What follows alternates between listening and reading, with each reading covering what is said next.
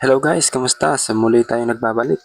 Medyo matagal tayo hindi nakapag-upload ng ating video dahil naging busy tayo ng halos 3 months o 4 months. Sunod-sunod yung pinagkakaabalahan. Nagkaroon tayo ng schooling at lalo na nung nagkaroon ng election duty. So medyo busy tayo. So ito, nandito tayo ngayon sa Manukan. So pag-uusapan natin ngayon ang pagmamanukan. Pwede natin itong pagkakitaan habang tayo may trabaho.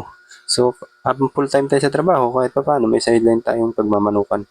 So, ito nga po palang manukan na ito, napakaganda po nito.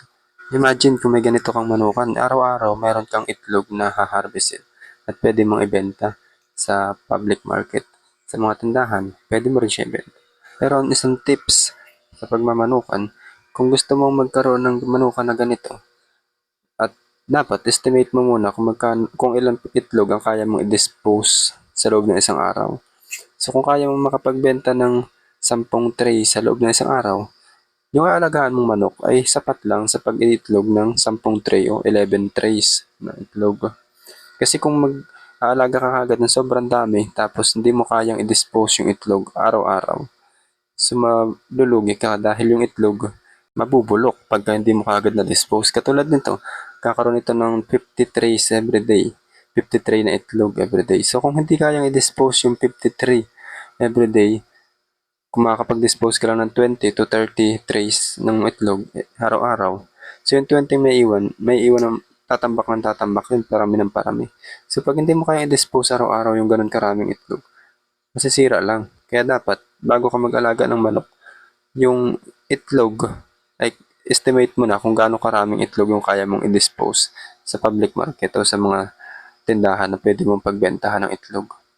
Tapos, habang tumatagal, pag marami na yung suki mo, so pwede ka na mag-add ng mga manok na pwede mong paitlogin.